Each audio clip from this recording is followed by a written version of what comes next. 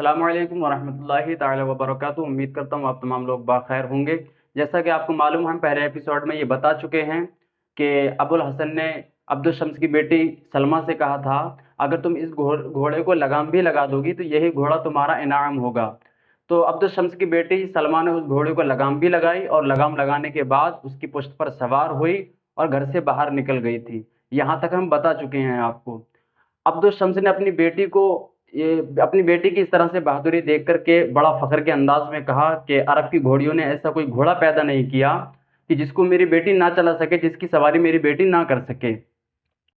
लेकिन अब्दुल शम्स ने अबुल हसन से कहा कि आप इत्मीनान रखिए, आप शर्त ज़रूर हार गए हैं, लेकिन आपको आपकी घोड़े की कीमत दी जाएगी। तो अबुल हसन ने कहा, ये शर्त नहीं थी, ये इनाम था और इनाम की कोई कीमत नहीं दी जाती है। बहरहाल अबुल हसन को राजा के दरबार में ले जाया गया। तो अबुल हसन राजा के दरबार में जब गया तो राजा ने सारे घोड़े अबुल हसन के खरीद लिए और इतनी कीमत दी कि अबुल हसन ने इतनी कीमत सोची भी नहीं थी।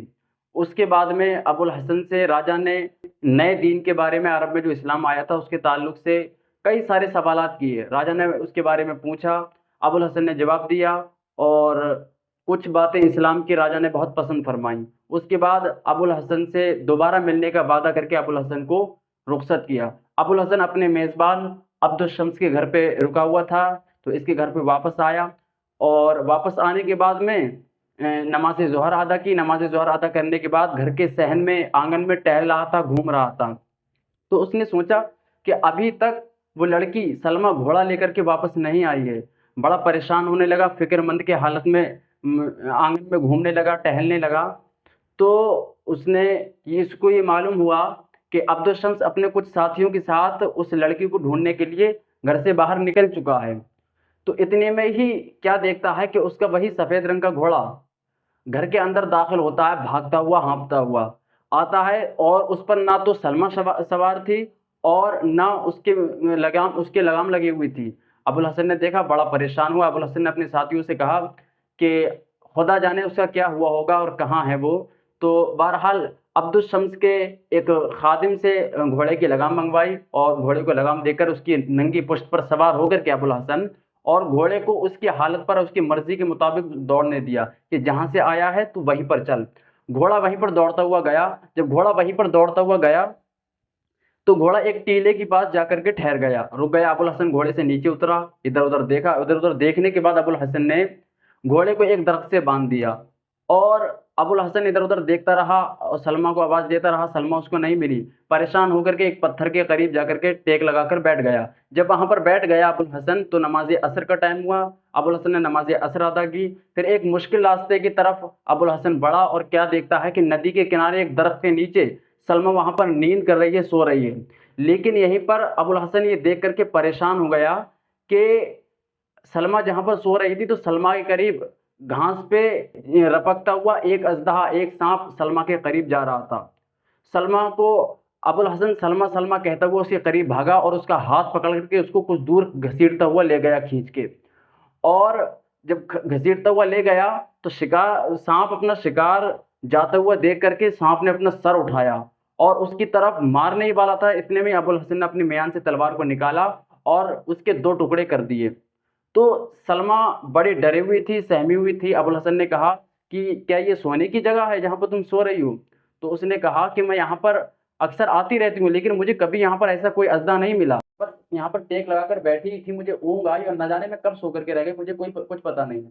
फिर सलमा ने कहा कि तुम यहाँ पर कैसे पहुंचे? अबुल हसन ने कहा कि मैं यहाँ पर कैसे पहुंचा इस चीज को छोड़ो, ये बताओ तुमने घोड़े को क्यों छोड़ा और उसकी लगाम तुमने क्यों निकाली? तो सलमान ने कहा कि मैंने घोड़े को नहीं छोड़ा, बल्कि तुम्हारा घोड़ा मुझे खुद गिरा करके भाग गया। अबुल हसन ने कहा कि तुमसे अच्छे थे जमाना जाहिलियत के अरबी लोग। वो अपने मेहमान के साथ झूठ बोलने को बहुत बुरा अमल जानते थे, लेकिन तुम तो उनसे भी बदतर मालूम हो रही हो। ऐसा लगता है कि तुम्हारी तरबियत बहुत नाकिस माहौल में हुई है। उस अबुल हसन ने कहा कि इस घोड़े की तरबियत मेरे अस्तबल में हुई है। ये सरकश जरूर है, मगरूर जरूर है ये घोड़ा, लेकिन इसके अंदर गद्दारी नाम की कोई चीज नहीं है। ये छोड़ करके नहीं भागता। उसके बाद में अबुल हसन को उसका झूठ बहुत नागवार गुजरा। फिर उसने शर्मिंदा होते हुए अपने झूठ का माफी का मुतालबा किया। अबुल हसन ने कहा कि आपके अंदर बहुत सारी ऐसी आदतें हैं जिन्हें मैं बुरा समझता हूँ और दूसरे मुसलमान भी इसको बहुत बुरा समझते हैं। تو सलमान ने कहा कि आप चाहें तो मैं अपनी हर आदत बदलने के लिए तैयार हूँ, आपकी खुशनुदी मेरा फर्ज है, आपने मेरी जान बचाई है।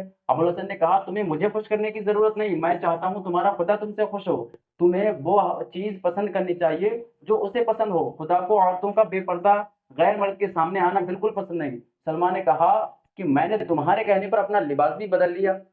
खैर इनमें आपस में बातें होती रही। अबुल हसन ने कहा कि अब बातों का वक्त नहीं है, शाम हो रही है, रात हो रही है, चलो घर की तरफ चलते हैं।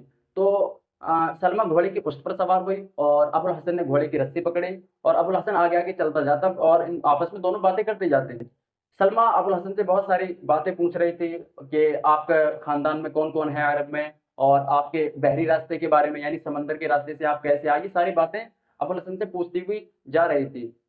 अबुल हसन जिन बातों को ज़रूरी समझता था, उन्हीं बातों का जवाब देता था। अबुल हसन में बहुत ज़्यादा दिलचस्पी लेने लगी सलमा। उसके कुछ ही देर चलने के बाद में इन कुछ घोड़ों के पैरों की भागने की, चलने की आवाज़ आती है। वो आवाज़ उसी के वालिद के, यानी अब्दुल शम्स अपनी बेटी को जो ढूँढने के लिए निकला था, उन्हीं की आवाज़ थी। तो अब्दुल शम्स ने वाक़ये की तफ़सील में ना जाते हुए अबुल हसन को, अपनी बेटी को सलामत देखते हुए अबुल हसन का शुक्रिया अदा किया और कहा कि आपका बहुत शुक्रिया, आपने मेरी बेटी को ढूँढा। तो बेटी ने, सलमा ने खुद अपने बाप अब्दुल शम्स को बताया कि बाबा मेरे साथ में ऐसा-ऐसा मुश्किल मामला पेश आया था। बहरहाल रात हुई, ये अपने घर की तरफ गए। इससे आगे की कहानी जानने के लिए बने रहिए हमारे साथ। इंशाल्लाह एपिसोड 3 में बहुत ही इंटरेस्टिंग कहानी आने वाली है। बने रहिए हमारे साथ आखिर तक। अस्सलामु अलैकुम व रहमतुल्लाहि तआला व बरकातहू।